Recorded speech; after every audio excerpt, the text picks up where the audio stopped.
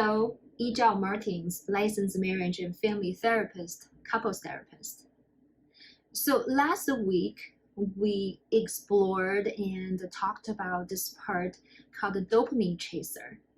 And so that is the reward center in our brain that tells us how pleasant and how pleasurable certain things or events that we experience. So we're more looking forward to experience that.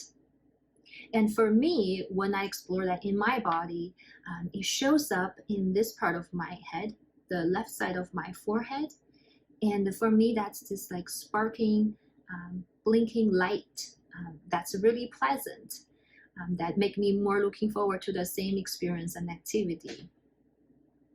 So today, I want to introduce you to another part that for me, that works with the dopamine chaser together.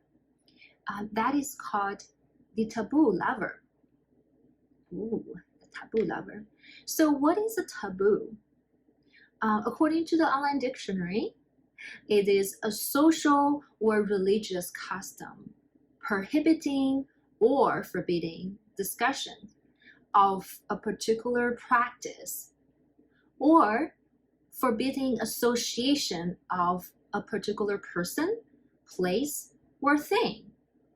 So what I'm hearing in this description is a lot of a prohibition, forbidding, a lot of restriction, right? And also it belongs to a certain group. It's a social group, religious group, sometimes an ethnicity group, sometimes a racial group, or a certain community.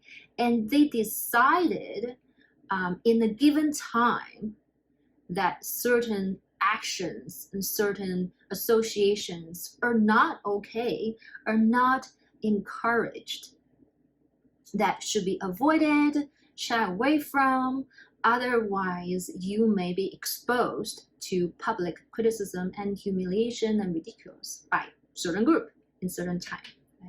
That actually taboos evolve over time.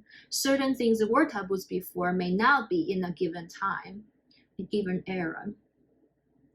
So nowadays, the general rules or agreement on relationship and sexual taboos and boundaries are if you're in a long-term committed monogamous relationship, that the partners in this relationship will not have sexual intercourse with someone outside of the relationship.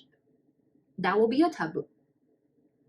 Well, back then, I'm thinking about Henry VIII, their times, marriages has a different meaning. So they marry someone they may not be attracted to, and having, at least for men at the time, having sexual intercourse with other women outside of marriage is accepted and not talked about or encouraged, but it's accepted, and people turn their head to the other way and not look at it. So the time was different. Nowadays, most people enter this marriage and monogamous relationship with the intention of having an equal relationship. And they have a mutual agreement of being sexually loyal to each other. Another example of a taboo I can think about from my culture is the physical boundary and emotional intimacy, closeness within a married family between the wife and the brother-in-law. It's a very delicate issue. In China, we call the wife 媳妇, it's the Chinese term, and the brother-in-law, we call them either 大伯子, which is the older one. If the husband older than the husband, the brother is called 大伯子, and if it's a younger, we call them 小叔子. So the relationship between 媳妇 and those two kind of men are very subtle and delicate. So you don't want to spend too much time together, being alone. And there's a taboo around their being too close. Definitely not physically very close. So you can imagine one of the first time I went to see my Portuguese brother-in-law, and he gave me a double kiss, both chains. was freaking out inside because that's a taboo in my culture, in Chinese culture. Not okay. Certain group, certain time. So it is a way to regulate our behaviors, right? In our certain societal groups. So we have certain norms and people know what to expect, not to get publicly ridiculed and criticized for their violation of that. And how does that feel in your body? Can you think about a taboo for you, your culture, your group, and then this time that you feel is still very true to you and has impact on you? So when I think about this taboo I just mentioned, I feel a pulling down from my heart, and my shoulder and my chest feels very labored. Almost like I have something like on top of my neck, behind my neck and my shoulder, that kind of drag me forward a little bit. Is this restricting? My head start to get pulled down a little bit too, to be humble, and to bow down in front of me, and to basically cave to this rule that's being established and to show respect. And it's hard for me to breathe fully. I notice my breath are more labored and restricted, and there's a lot of tension in my shoulder and my neck. It's not exactly very comfortable position to be in. We're not going to be here for long. So stay with that for a little bit longer. And now imagine your fantasy that you're doing something to be against this taboo. In my case, that I will be physically close to my brother-in-law. What about you? When you actually take pleasure in going against this rule and norm that's being established in your community. If you notice some inner criticism and some shame comes up for you, good job, you're paying attention. Can you take that part and put it on the side for now? We're going to explore that next week, so we will give it the front stage next time. And this time, let's come back to this part of us that's enjoying breaking the rules, enjoying pushing against this taboo.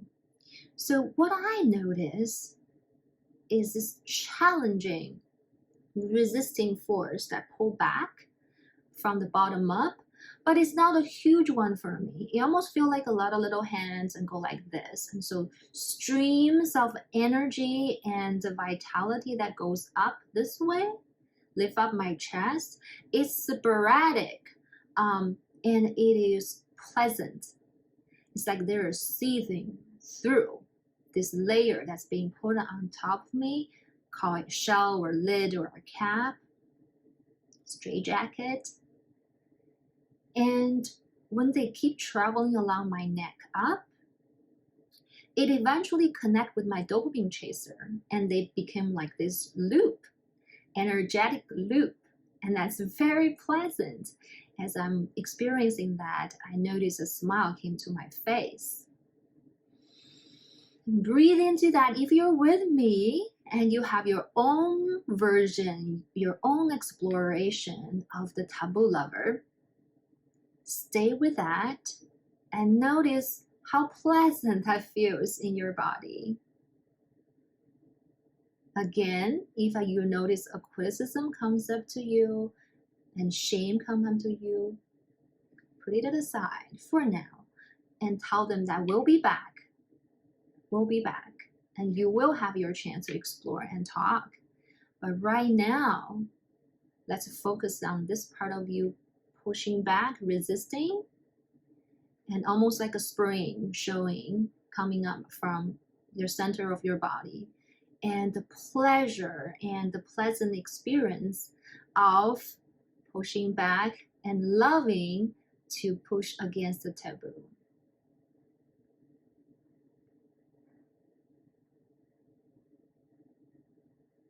So when we stay with this little loop between the dopamine chaser and the taboo lover, it's actually quite a nice experience, isn't it? And I know other parts are coming in, the shame, the guilt, inner critics.